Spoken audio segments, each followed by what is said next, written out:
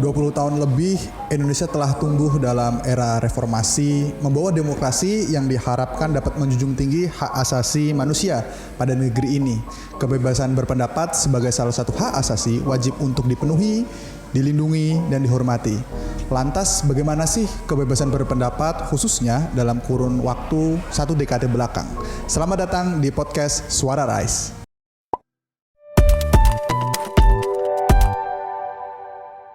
Assalamualaikum warahmatullahi wabarakatuh. Salam sejahtera untuk kita semua.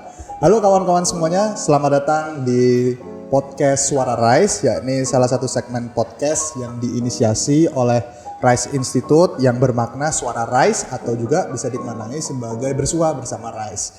Nah, kalau buat kawan-kawan nih yang belum tahu Rise Institute itu apa, Rise Institute itu merupakan singkatan dari Research and Advocacy in Legal Service Expertise gitu. Jadi kami ini fokus ke 3 aktivitas. Yang pertama ada riset, yang kedua ada edukasi, dan yang ketiga ada advokasi. Nah, kali ini nih bareng sama teman-teman peneliti Rise, kami sedang take podcast untuk salah satu segmen di bidang riset dan juga di bidang edukasi gitu. Nah, harapannya podcast ini bisa menghadirkan diskusi-diskusi isu hukum yang menarik dan juga merakyat dengan bahasa yang mudah dipahami dan juga tentunya berdampak secara sosial gitu.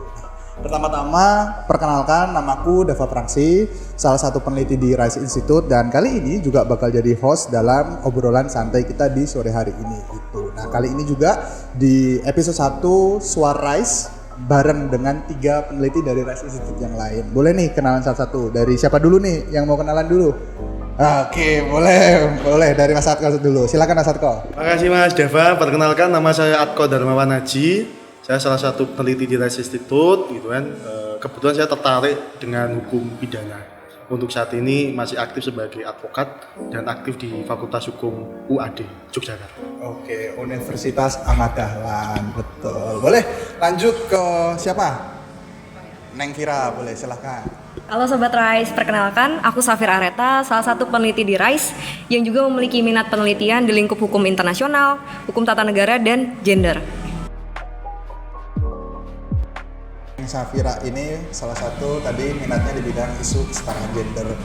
Delas, silahkan Mbak Yus, boleh nih. Halo teman-teman Rise, perkenalkan aku Yustika Ardani, biasa dipanggil Yustika. Aku merupakan salah satu peneliti Rise juga dan fokus kajianku lebih ke hukum tata negara atau juga bisa ke lembaga negara independen. Nah, itu aja.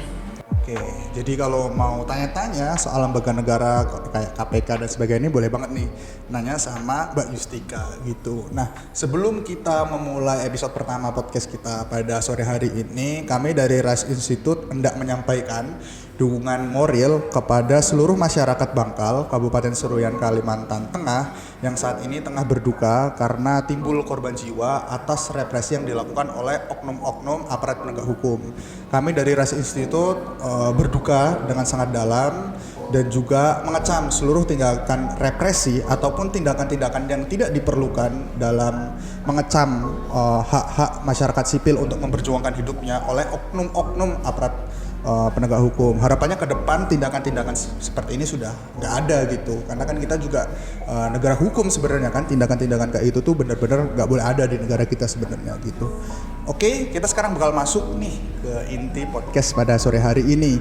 Nah, tema podcast di episode pertama Suara Rise ini bertajuk tentang kebebasan berpendapat sekaligus merayakan Hari Demokrasi Internasional pada tanggal 15 September bulan lalu. Meskipun udah kelewat 1 bulan, tapi nggak apa-apa. Ini kita mulai gitu harapannya. Meskipun sudah 1 bulan jalan nih, teman-teman teringat lagi, oh ternyata di tanggal 15 September kemarin ada Hari Demokrasi Internasional gitu. Nah, berkaitan dengan Hari Demokrasi Internasional itu, Rise Institute berinisiatif untuk menyelenggarakan riset internal yang kemarin sempat kami rilis di Rise Research Report volume 1 dengan tema ancaman atau penggunaan kekerasan oleh pemerintah atau masyarakat yang menghambat kebebasan berpendapat. Nah, buat teman-teman, buat kawan-kawan Sobat Rise yang pengen baca, pengen lihat, pengen mengutip hasil penelitian kami, nanti bisa banget cek di website kami di risestripinstitute.id. Nanti bisa di-download di situ, bisa dibaca. Linknya nanti akan tertera di deskripsi di bawah ini gitu. Nah, dari hasil riset tersebut kami nih dari peneliti RISE bakal ngomongin soal hasil penelitiannya dan dikaitkan sama kondisi kebebasan berpendapat yang saat ini ada di Indonesia gitu. Nah, mungkin kawan-kawan beberapa waktu lalu, kalau nggak salah di 19 September lalu pernah nonton nih di YouTube viral video yang diselenggarakan oleh Mata Najwa dengan hostnya Mbak Najwa Shihab yang mewawancarai dalam suatu talk show ketiga baca pres gitu. Ada siapa aja Safira baca pres pertama? Ada Pak Anies Baswedan, Terus? ada Pak Ganjar, Terus? kemudian yang terakhir Pak Prabowo. Oke, itu ya tiga baca pres kita yang kemarin hadir di acara talk show Mata Najwa. Nah, yang menarik adalah ketiga baca pres tersebut sempat ditanya nih soal isu kebebasan berpendapat dan ngasih skor gitu. Kalau aku nggak salah, Pak Anies tuh ngasih skor 5 ya. Terus Pak Ganjar tuh 7, Pak Prabowo 8. Nah, ini kan jadi menarik nih, kenapa sih para baca pres ini ngasih nilai berbeda-beda gitu. Ada sih penjelasannya, nanti bisa dilihat aja di videonya Mata Najwa. Nah, kebetulan sore ini kita juga bakal bahas nih. Jadi sebenarnya emang cuma baca pres doang yang boleh nilai kebebasan berpendapat di Indonesia.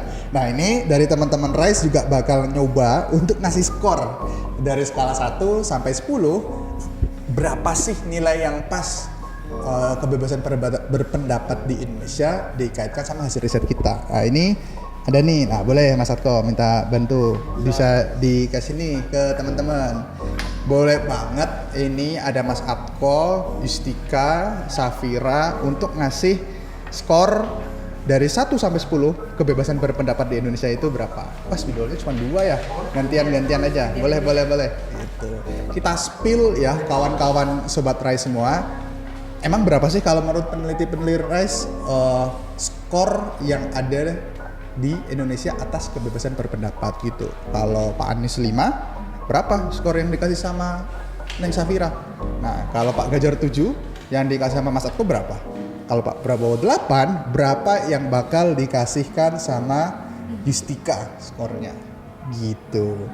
Nah, tuh. Dan juga buat teman-teman yang baru pertama kali kenal RISE Institute, boleh banget nanti cek Instagram kami di rise.legal, follow Instagram kami, dan jangan lupa kalau teman-teman pengen tahu, pengen menyumbangkan ide untuk isu-isu hukum atau isu-isu sosial untuk dibahas di RISE, nanti bisa DM atau komen di kolom yang ada di video YouTube ini. Udah pada nilai nih? Udah, boleh banget. Dari Yustika dulu. Yustika ngasih nilai berapa?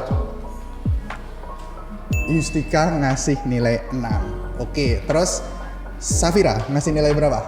Aku kasih nilai 5. Ngasih nilai 5. Mas Atko ngasih nilai berapa? 5. Oke, ini nih. Menarik banget nih.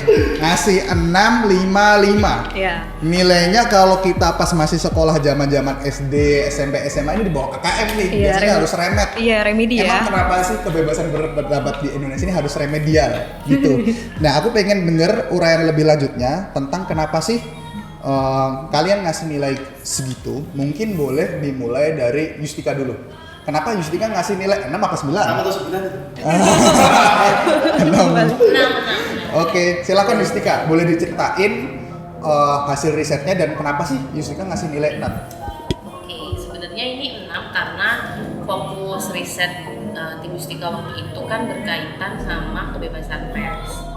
Nah, kalau misalnya kita lihat dari kebebasan pers itu sebenarnya pemerintah itu udah menjamin semuanya. Ada undang-undang pers, ada undang-undang penyiaran, dan juga kaitannya dengan undang-undang dua itu jadi ada undang-undang pers sama undang-undang tentang penyiaran. Kan juga sebenarnya tuh kita juga udah punya lembaga independen ya, kaitannya dengan kebebasan pers itu ada Dewan Pers. Nah, jadi sebenarnya tuh pemerintah tuh udah bagus langkah-langkahnya, cuma memang waktu diimplementasi itu yang akhirnya bermasalah, apalagi kaitannya dengan pers. Dan kalau kita lihat kaitannya dengan survei yang ada beberapa tahun ini, itu indeks kemerdekaan pers itu naik turun kata Dewan Pers. Jadi sempet tuh 2018 tuh ada 69, terus naik 73, jadi 75, jadi 76, terus naik terus 77. Nah di 2023 ini jadi 71. Wah, menurun ya. Ini gini. Naik turun. Naik turun, nggak stabil. Kalau menurut Yustika naik turun itu menandakan apa nih sama konteks kebebasan pers di Indonesia? Berarti kalau Yustika nilai itu pasti ada permasalahan ya, kan kaitannya juga pers itu kan menyangkut sama teman-teman jurnalis. Nah terus ternyata kalau kita lihat tuh di tahun ini pun itu kemarin tuh juga ada tindakan persekusi.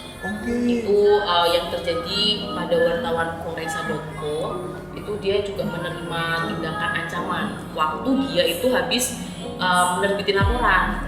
Nah ini soalnya judul laporannya kayak gini teman-teman, Presiden Jokowi resmikan jalan di Labuan Bajo yang dibangun tanpa ganti rugi warga. Nah waktu itu si wartawan ini kemudian dapat ancaman dari WhatsApp, itu kan udah tindakan persekusi ya, jadi kayak dia itu diancam, intinya ya akan istilahnya mungkin sepertinya intinya pokoknya diancam di dalam WhatsApp itu gitulah. Nah terus habis itu juga waktu kita rame-rame yang kemarin reformasi di korupsi itu tahun 2019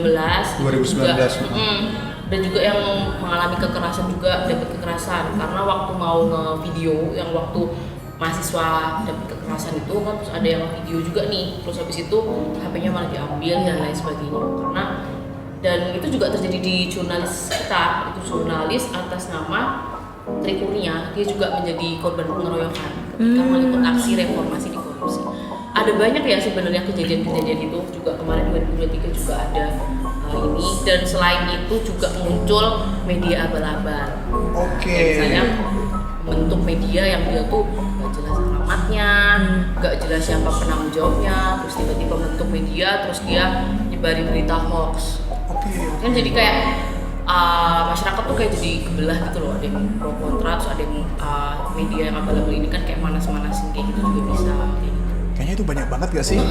Kayak berseliweran di Twitter tiba-tiba apa ini nama website beritanya kok aneh. Kan kayak asing kan, kita website apa nih? Mungkin kalau yang terkenal kan ya kita lihat mungkin yang kayak Kompas, Tempo, media-media mainstream gitulah ya. Gitu yang udah kita baca tahun-tahun ini. Cuman kan tiba-tiba muncul media baru yang apa nih kayak gitu, kok dia tiba-tiba munculin berita gitu. Nah jadi itu kenapa alasan Yustika memberikan poin 6, karena sebenarnya pemerintah itu sudah memberikan kebebasan, jaminan kebebasan pers itu dengan membentuk regulasi, dengan membentuk lembaga independen juga, cuman memang implementasinya bermasalah. Masih banyak banget yang jurnalis kita dapat persekusi, itu kan yang sebagian diliput ya. Iya, nah, kita nggak tahu yang nggak diliput itu kayak gimana. Kita nggak bisa ya, karena kita juga nggak ada langsung di lapangan ya, jadi kita juga mencoba tetap untuk riset dengan serius, dengan studi perpustakaan, dan itu hasilnya memang menemukan beberapa. Oke, kalau dalam konteks ancaman kebebasan terhadap pers, kalau dari hasil riset yang dilakukan Yustika sama tim, ada berapa sih bentuk, tadi kan sempat disebut tuh kayak media abal-abal, selain itu ada lagi nggak bentuk-bentuk yang mengancam kebebasan pers? Sementara untuk tindakan kekerasan di jurnalis, tindakan kekerasan yang juga bentuk kekerasan terus sama media abal-abal. Oke, berarti sebenarnya dari segi regulasi ini kita bisa dibilang fine lah ya, bagus. Kita harus apresiasi itu, cuman ternyata di tataran praktik itu banyak banget jurnalis-jurnalis ataupun media-media yang itu kena persekusi oleh oknum-oknum. Nah, kita sebut aja oknum-oknum ya, yang sampai dalam waktu lama ternyata masih ada terus gitu ya. Oke, tuh menarik banget sih menurutku sih, karena kita sekarang di era dimana gampang terpecah belah karena pemberitaan yang nggak jelas, apa-apa gampang share tapi nggak tahu nih ini yang nulis orangnya beneran ada nggak gitu, disunting nggak sama dewan redaksinya, atau jangan-jangan kantornya nggak ada di tengah sawah gitu, kita nggak tahu kan gitu. Makanya benar-benar ternyata dari aspek ancaman kebebasan pers tuh kita harus hati-hati banget. Oke tuh, soal ancaman terhadap kebebasan pers dengan nilai 6 oleh Yustika. Sekarang selanjutnya boleh nih mungkin ke Mas Atko dulu. Tadi ngasih nilai berapa Mas? 5. Ngasih nilai 5. Nah, oke, ini supaya suaranya agak kedengeran boleh mendekat ke mic kita ya gitu. Nah, Mas Atko, pertanyaannya sama kayak Yustika. Kenapa ngasih nilai 5? Dan riset Mas Atko ini bahas soal apa? Ya, kenapa aku nih dari timku ngasih nilai 5 itu karena di timku membahas berkaitan dengan adanya aktivis gitu ya, aktivis yang dilakukan atau ancaman bagi aktivis. Beberapa aktivis itu kan mereka menyuarakan pendapatnya. Tetapi kemudian mereka tadi yang seperti disampaikan Mbak Yustika nggak jauh berbeda dari apa yang dialami oleh teman-teman media ya, jurnalis, ada yang diancam dan lain-lain. Tuh, sebenarnya secara regulasi di Indonesia itu sudah banyak aturan mengenai itu, kebebasan terkait dengan aktivis untuk menyuarakan pendapatnya gitu ya. Ada di Undang-Undang 9 tahun 98, terus nanti mungkin ada Undang-Undang tindak pidana yang elektronik itu kan juga mengatur di situ ya. Akan tetapi memang di sini kebanyakan nih para aktivis ini mereka kalau katakan dijegal ya, mereka dijegal dengan hukum pidana. Yang mana kalau kita tahu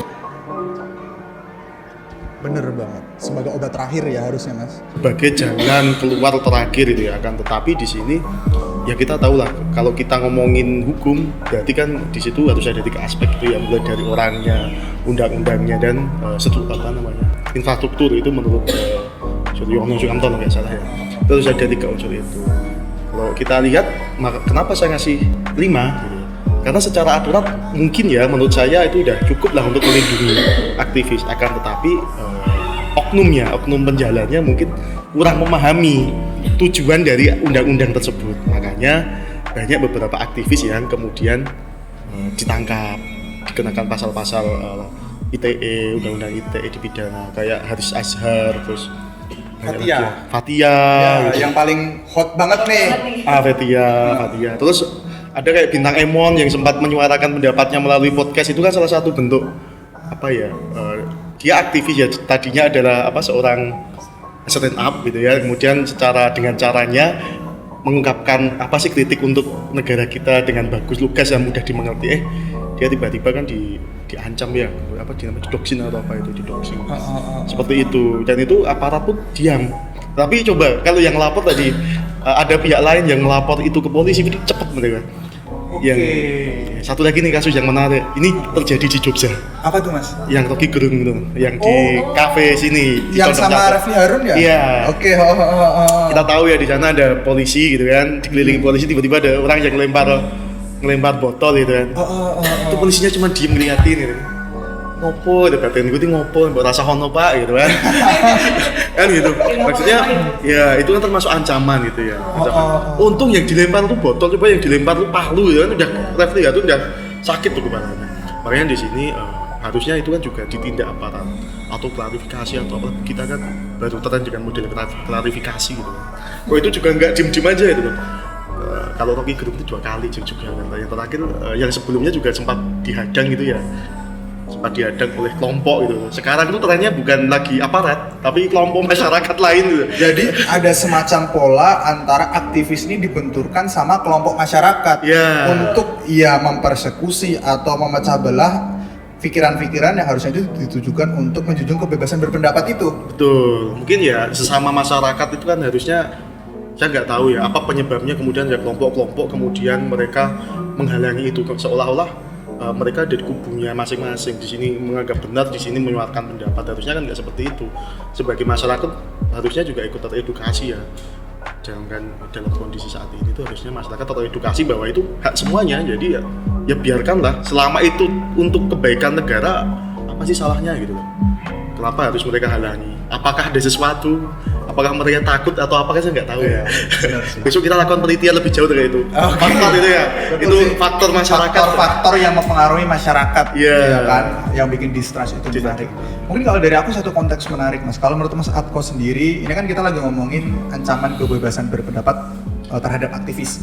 Kalau menurut Mas Atko, gimana sih seorang itu bisa dikatakan sebagai aktivis? Kan kadang kita dengar ada yang, "Wih, saya ini aktivis 98 gini bla bla bla." Ada juga yang nggak ngomong tapi dia ternyata dari dulu aktivis. Kayak bahkan tadi Bintang Emon ya dengan menyampaikan pikirannya yang itu berkaitan dengan isu-isu rakyat, dia juga bisa ternyata sebagai aktivis. Nah, kalau menurut Mas Atko itu gimana? Menurut pendapatku pribadi ya, seorang bisa dikatakan aktivis itu adalah ketika mereka udah fokus dalam satu hal, menyuarakan pendapatnya berkaitan dengan kondisi negara. Tujuannya apa mereka menyampaikan pendapatnya? Untuk kebaikan kedepannya.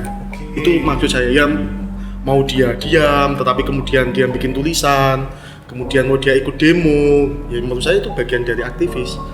Menurut saya ya, itu saya pribadi. Karena kalau kita definisi per kata, ini mungkin bisa 4 SKS mas. Oh. Kan gitu ya. Ini menurut pendapatku aja. Ini saya rangkum dari beberapa literasi ya. Intinya sih itu. Tapi memang sewajarnya memang gelar aktif itu bukan gelar yang semata-mata hanya ditujukan ke orang-orang yang mengklaim dirinya udah paling berjuang, paling berjuang. Aku rasa semua orang bisa jadi aktivis asal tadi ya mas menyuarakan isu-isu negara yang itu tujuannya itu titik untuk kebaikan negara bersama. Dan berkelanjutan ya mas ya, tidak hanya sekedar sekali komentar, enggak ya, dia continue terus. Bahasa kalau di Islam itu istiqomah. Oh iya, berarti aktivis itu adalah orang yang menyuarakan suatu isu secara istiqomah gitu kalau kata Mas Atko. Oke, asik banget nih. Oke, kita bakal lanjut ke selanjutnya, ada Safira. Boleh banget nih. Tadi nilainya berapa Safira? Tadi nilainya aku kasih 5. Oke. Nah, boleh dikaitin sama hasil risetnya nih. Silakan Neng. Alasannya karena melihat situasi dan kondisi demokrasi saat ini di Indonesia itu semakin terpuruk, khususnya ancaman kebebasan berpendapat di sosial media. Banyak kasus-kasus yang udah terjadi, kayak yang terjadi ke Prita Mulyasari. Dia itu kalau tidak salah pernah mempublikasikan keluhannya tentang rumah sakit di daerahnya dia. Ternyata dari keluhannya itu banyak yang melaporkan dan akhirnya digugat secara perdata. Dan Prita ini mendapatkan ancaman yang dari rumah sakit itu juga harus membayar ganti rugi sebanyak 100 juta kalau tidak salah. Nah itu. Kemudian selain dari Prita ini ada juga kasus yang baru-baru ini mungkin masih hangat di awal-awal tahun, Bima dari Lampung. Iya, dari TikTok. Nah itu kan Bima pada awalnya hanya mengkritik soal jalan yang digunakan oleh masyarakat Lampung tidak pernah diperbaiki oleh pemerintah daerah di sana. Tapi ternyata pemerintah itu responnya sangat negatif terhadap kritikan Bima ini. Tidak langsung menindaklanjuti, tapi malah lebih kepada tindakan represif, yaitu orang tuanya Bima diancam, diintimidasi, kemudian Bima sempat dilaporkan juga oleh pengacara dari gubernurnya kalau tidak salah. Ya, nah itu salah satu potret yang menunjukkan menurut tim aku, yaitu ada aku dan Mas Adin, bahwasanya kebebasan berpendapat di sosial media itu sangat limitasi saat ini. Jadi pemerintah ataupun masyarakat banyak sekali yang akhirnya menggunakan undang-undang ITE, undang-undang yang seharusnya melindungi ini akhirnya dijadikan tumpuan untuk mengkriminalisasi masyarakat yang mengeluarkan pendapatnya di sosial media. Oke, tadi Safira udah jelasin nih kasus-kasus soal kriminalisasi orang-orang yang menyuarakan pendapatnya di media sosial. Nah, kalau menurut Safira sendiri, sebenarnya regulasi yang melindungi kebebasan berpendapat kita di sosial media itu apa aja sih, dan ada gak sih kekurangannya dari regulasi itu? Nah, untuk itu Bang, sebenarnya di Indonesia sendiri itu udah punya cukup banyak payung hukum yang memang mengatur terkait kebebasan berpendapat di sosial media. Contohnya kayak di Undang-Undang ITE, di Undang-Undang HAM, terus kemudian ada di Undang-Undang Dasar juga. Cuma pada pelaksanaannya di Undang-Undang ITE ini kerap kali dijadikan tumpuan masyarakat ataupun aparat penegak hukum untuk menjustifikasi tindakan seseorang ini diarahkan ke tindakan pidana penghinaan ataupun pencemaran nama baik. Nah, itu ada di pasal 27 sama 28. Ya, akhirnya kedua pasal tersebut seringkali dijadikan pasal karet untuk menjerat seseorang ketika dia itu berpendapat di sosial media yang arahnya itu sebuah kritikan ataupun sebuah pendapat yang kontra terhadap ya pemerintah ataupun seseorang gitu. Oke, nah kalau aku nggak salah, Undang-Undang ITE itu sempat diubah ya di KUHP yang baru ya? Iya, bener Betul. Bang. Jadi sebenarnya Undang-Undang ITE pasal 27 sama 28 itu sudah sempat diubah dengan KUHP yang terbaru. Tapi pada nyatanya ada pasal kontroversial juga nih di KUHP yang terbaru. Mulai pasal 217 sampai 240 kalau nggak salah, di situ itu malah mengatur terkait penghinaan terhadap presiden dan wakil presiden. Nah teman-teman, padahal sebenarnya presiden dan wakil presiden ini kan sebuah jabatan ya kan Bang? Jadi seharusnya itu sebagai jabatan, presiden atau wakil presiden ini kebal atau nggak bisa merasakan sentimen dari masyarakat terkait reaksi kinerjanya gitu.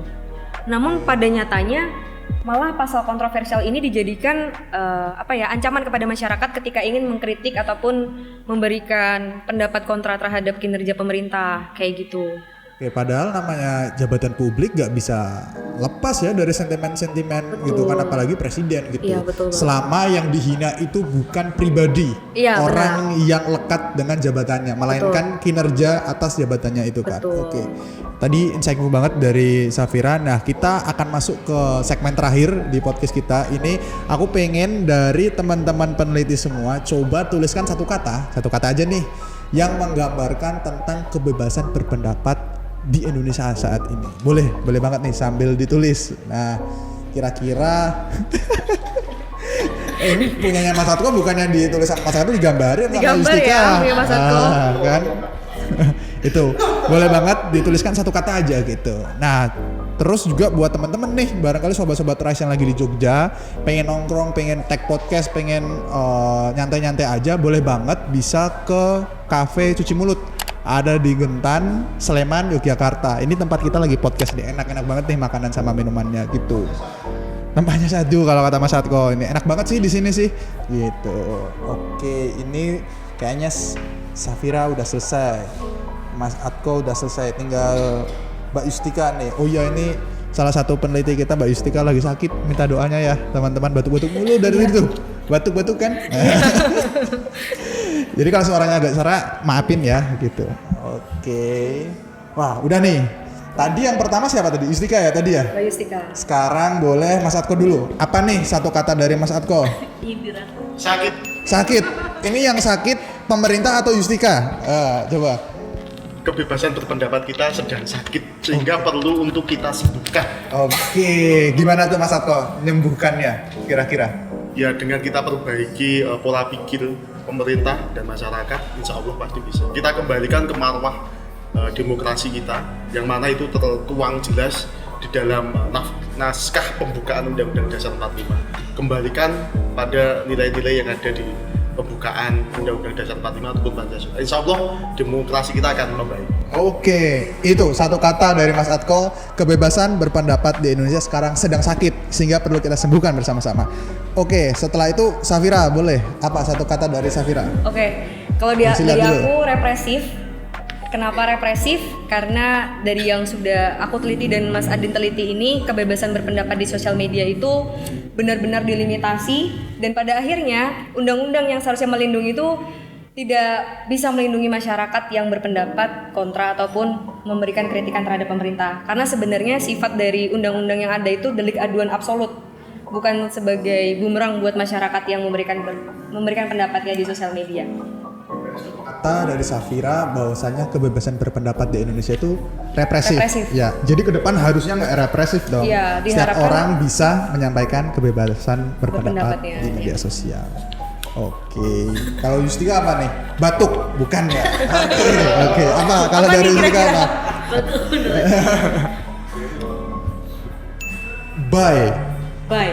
Bye kalau kata Yustika. Kenapa tuh Yus kok bye kebebasan berpendapat di pers?